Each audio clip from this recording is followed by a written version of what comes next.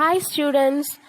So நம்ம இன்னைக்கு topic உள்ளாடி போறதுக்கு முன்னாடி இந்த பிக்சரை பார்த்துக்கோங்க. இந்த பிக்சர்ல என்ன இருக்கு? சன் இருக்கு தானே. ஸோ சன்னுனாலே நமக்கு என்ன ஞாபகம் வரும்? ஹீட் தான் முதல்ல ஞாபகம் வரும். So sun is the primary source of heat energy. நமக்கு முதல்ல ஹீட் தான் ஞாபகம் வரும். ஸோ சன்னு தான் எல்லா லிவிங் ஆர்கானிஸுக்கும் பிரைமரி சோர்ஸ் ஆஃப் ஹீட் அப்படிங்கிறது. ஸோ ஹீட்னாலே நமக்கு என்னது? Is a form of energy. And இது எப்படி டிராவல் பண்ணும்னா from higher temperature to lower temperature. இதுதான் ஹீட். ஸோ நம்ம இன்னைக்கு பார்க்க போற யூனிட் வந்து யூனிட் 7 ஹீட். ஸோ ஹீட்டை பத்தி தான் இந்த யூனிட்ல நம்ம பார்க்க போறோம். Heat. All substances in our surroundings are made up of molecules. நம்மளை சுத்தி இருக்கக்கூடிய எல்லா சப்ஸ்டன்ஸுமே மாலிகூல்ஸால உருவானது தான். These molecules are generally in motion and possess kinetic energy. At the same time, each molecule exerts a force of attraction on other molecules, and so they possess potential energy. So molecules எல்லாம் vibrationல இருக்கும்போது they possess kinetic energy. At the same time, molecules வந்து restல இருக்கும்போது they possess potential energy. ஏன்னா ஒரு மாலிக்யூலும் இன்னொரு மாலிக்யூலும் ஒரு attractive ஃபோர்ஸால பைண்டா இருக்கு. So அதனால தான் என்னது? they possess potential energy. The sum of kinetic energy and the potential energy is called the internal energy of the molecules. So potential and kinetic energy ஓட அந்த sum தான் நம்ம என்ன சொல்லணும்னா internal energy அப்படி சொல்லுவோம். This internal energy when flows out is called heat energy. So இந்த internal energy வந்து அந்த சப்ஸ்டன்ஸை விட்டு போகும்போது நம்ம வந்து அதை heat energy அப்படின்னு சொல்லுவோம். ஓகேவா? This energy is more in hot substance and less in cold substance. So heat energy எதில் அதிகமாக இருக்கும்னா ஹாட் சப்ஸ்டன்ஸில் தான் அதிகமாக இருக்கும்.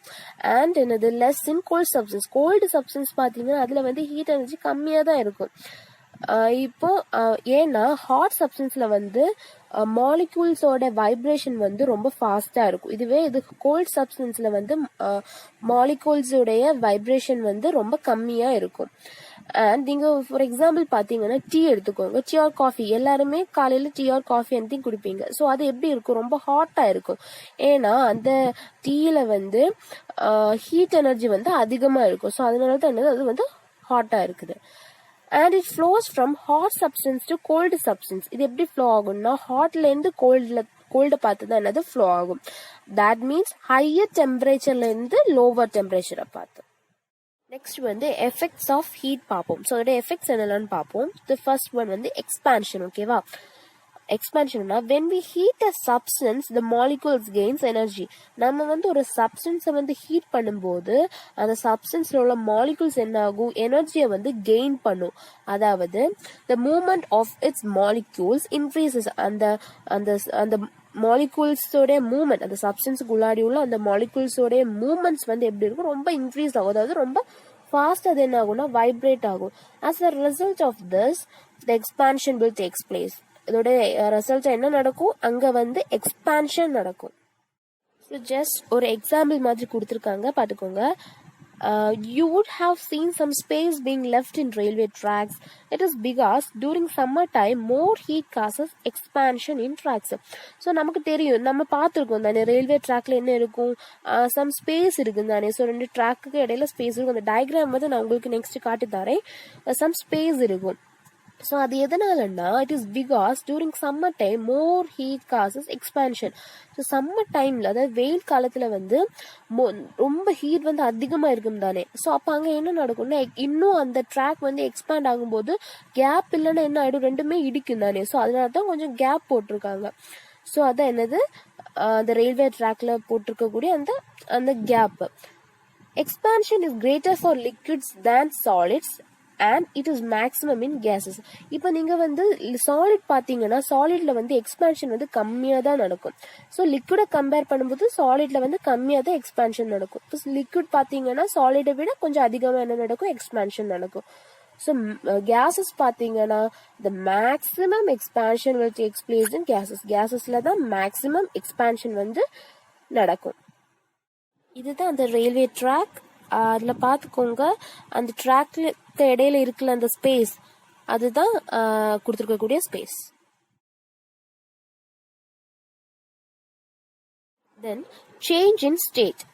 So when you heat ice cubes, they become water, and water on further heating changes into vapor. So solid becomes liquid and liquid becomes gas when heat is added. So நமக்கு தெரியும், நம்ம வந்து ஒரு ice கியூபை வந்து heat பண்ணும்போது அந்த ice cube என்ன ஆகிடும், லிக்விடாக மாறிடும், வாட்டராக என்ன ஆகும் மாறிடும். தென் எகெயின் வந்து அந்த வாட்டரை வந்து நம்ம எகெயின் ஹீட் பண்ணும்போது என்னவா மாறும், வேப்பரமாய் மாறிடும்.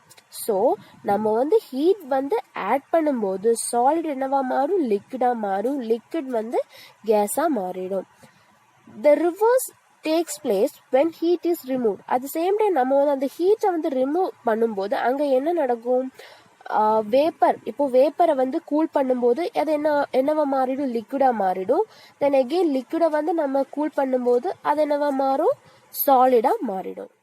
ஸோ இந்த பிக்சரை பார்த்துக்கோங்க, வாட்டரை வந்து ஃப்ரீஸ் பண்ணால் ஐஸாக மாறிடும், அட் த சேம் டைம் வாட்டரை வந்து பாயில் பண்ணால் வேப்பராக மாறிடும்.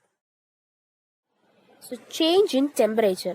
When heat energy is added to a substance, the kinetic energy of its particles increases, and so the particles move at higher speed. So நம்ம வந்து ஒரு சப்ஸ்டன்ஸில் வந்து ஹீட் எனர்ஜி அப்ளை பண்ணுறோம் R add பண்ணுறோம்னா என்ன நடக்கும், அந்த சப்ஸ்டன்ஸோடைய சப்ஸ்டன்ஸோட அந்த பார்ட்டிகிள்ஸோடைய கைனடிக் எனர்ஜி வந்து இன்க்ரீஸ் ஆகும். ஸோ அந்த இன்க்ரீஸ் ஆகும்போது என்ன நடக்கும், அந்த பார்ட்டிகிள்ஸ், அந்த சப்ஸ்டன்ஸில் உள்ள பார்ட்டிகிள்ஸ் வந்து ஹை ஸ்பீடில் என்ன ஆகும், மூவ் ஆகிடும்.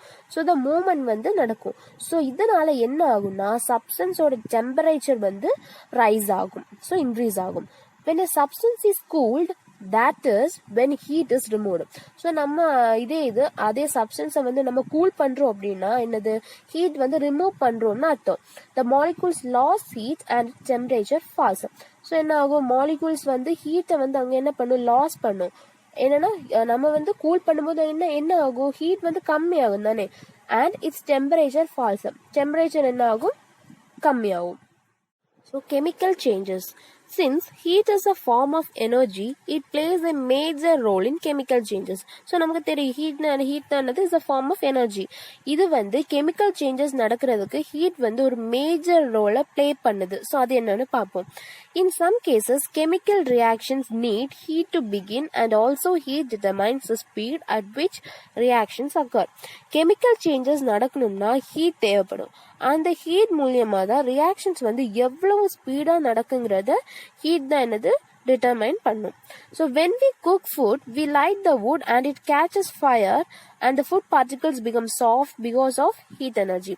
So நம்ம வந்து இப்போ குக் பண்றோம்னு வச்சுக்கோங்க. So anything vegetables or fruit, ஏதாவது வெஜிடபிள்ஸோ ஏதோ ரைஸோ என்ன குக் பண்ணாலும் என்ன ஆகும், ஹார்ட் பார்ட்டிகிள்ஸ் பிகம் சாஃப்டா அது என்ன ஆகும், மாறிடும். ஸோ என்ன பண்ணுவோம், நம்ம வந்து குக் பண்ணும்போது வுட் வச்சு என்னது ஃபயர் கொடுப்போம்.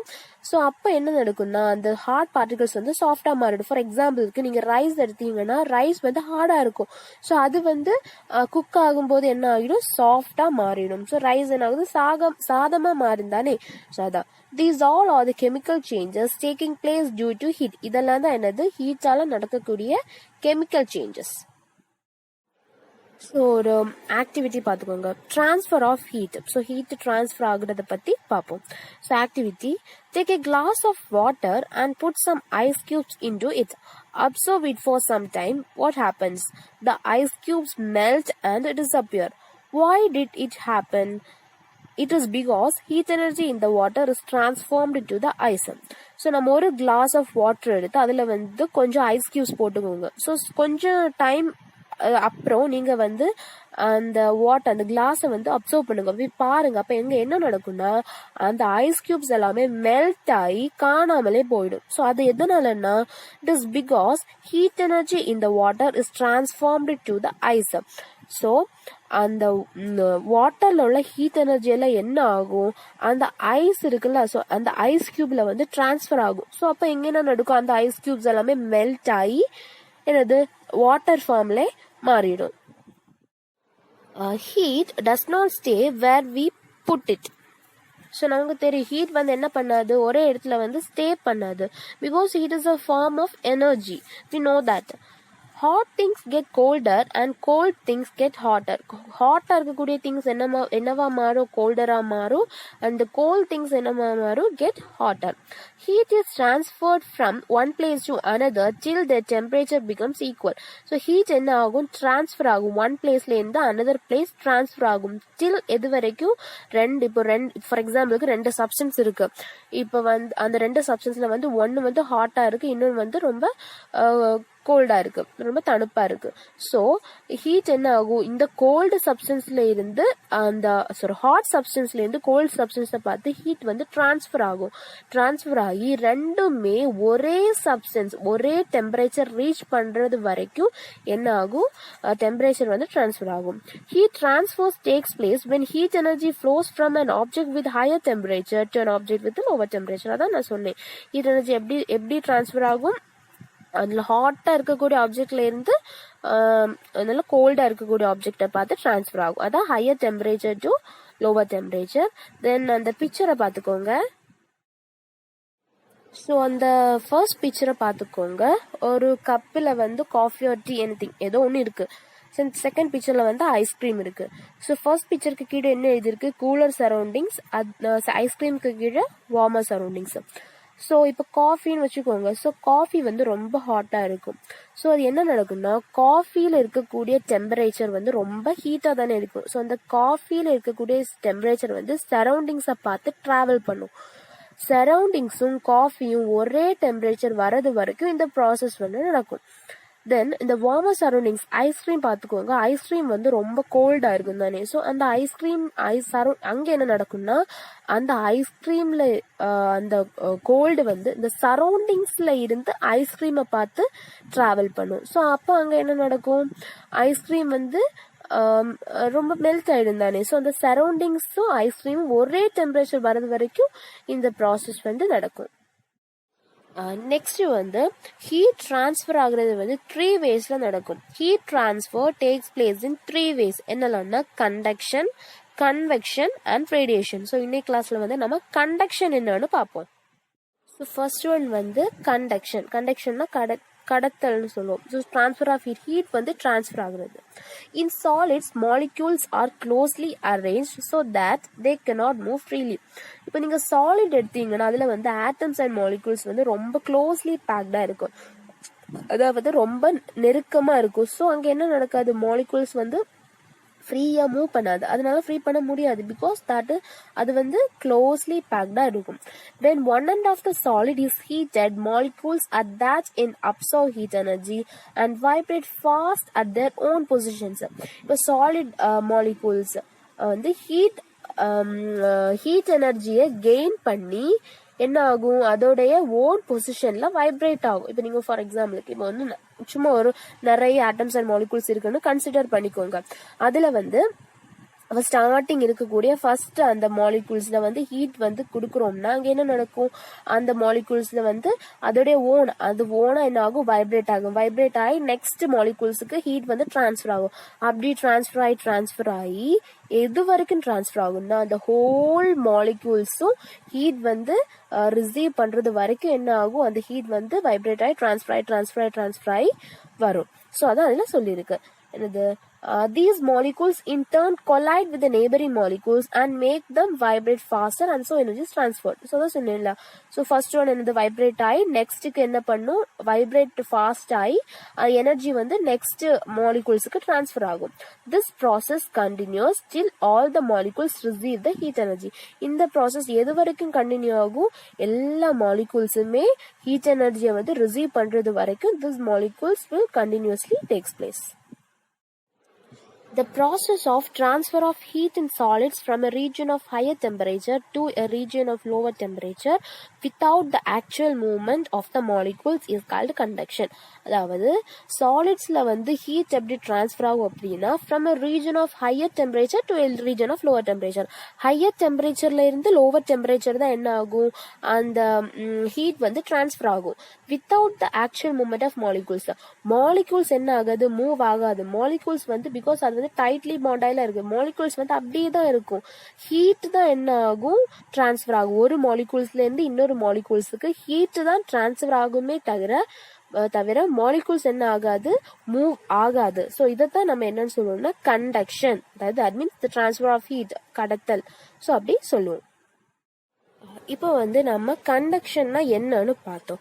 இனி இந்த கண்டக்ஷன் நம்ம டெய்லி லைஃப்ல எப்படி எல்லாம் யூஸ் பண்றோம் அந்த மாதிரி பார்ப்போம். கண்டக்ஷன் இன் டெய்லி லைஃப்.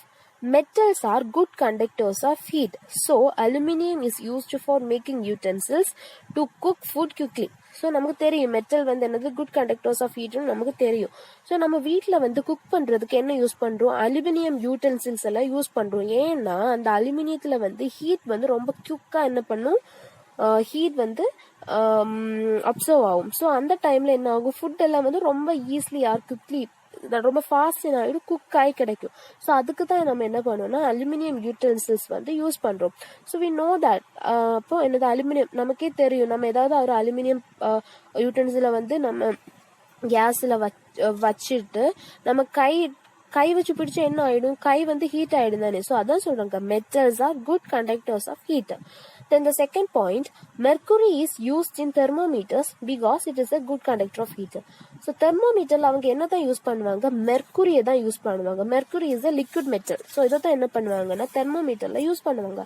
ஏன்னா தெர்மோமீட்டர் சின்ன டெம்பரேச்சர் வேரியேஷனை கூட அது நமக்கு காமிக்கும். ஸோ அதனால தான் என்ன பண்றாங்க தெர்மோமீட்டரை யூஸ் பண்றோம். தென் தேர்ட் பாயிண்ட் பார்த்துக்கோங்க. We wear woolen clothes is winter to keep ourselves warm. Air which is a bad conductor does not allow our body heat to escape. So நம்ம விண்டர் சீசன்ல எல்லாம் என்ன பண்ணுவோம், woolen clothes யூஸ் பண்ணுவோம். Because air bad conductors of heat அது நமக்கு தெரியும். So நம்ம இந்த உள்ளன் க்ளோத்ஸ் யூஸ் பண்ணும்போது நம் பாடியில் இருக்கக்கூடிய அந்த ஹீட்டை என்ன பண்ணாது, சரௌண்டிங்ஸுக்கு டிரான்ஸ்ஃபர் பண்ணாது. ஸோ அதுதான் என்ன பண்றோம்னா இந்த விண்டர் சீசனுக்கு நம்ம உள்ளன் க்ளோத்ஸை யூஸ் பண்ணுவோம். These all R the conduction in daily life. So நம்ம இந்த வீடியோவில் என்னெல்லாம் பார்த்தோம், யூனிட் 7 ஹீட்ல இன்ட்ரோடக்ஷன் பார்த்தோம், ஹீட்னா என்னன்னு பார்த்தோம். தென் எஃபெக்ட்ஸ் ஆஃப் ஹீட் பார்த்தோம். எஃபெக்ட்ஸ் ஆஃப் ஹீட்ல expansion, change in state, change in temperature, chemical changes, இந்த 4 பத்தி பார்த்தோம். தென் ட்ரான்ஸ்ஃபர் ஆஃப் ஹீட் பார்த்தோம். தென் ஹீட் ட்ரான்ஸ்ஃபர்ல உள்ள அந்த 3 டைப்ஸ், கண்டக்ஷன், கன்வெக்ஷன் அண்ட் ரேடியேஷன்ல கண்டக்ஷன்னா என்னன்னு பார்த்தோம். அதோடைய டெய்லி லைஃப் நடக்கக்கூடியது பார்த்தோம். தென் த ரிமைனிங் பார்ட்டை நம்ம நெக்ஸ்ட் கிளாஸ்ல பார்ப்போம். தேங்க்யூ.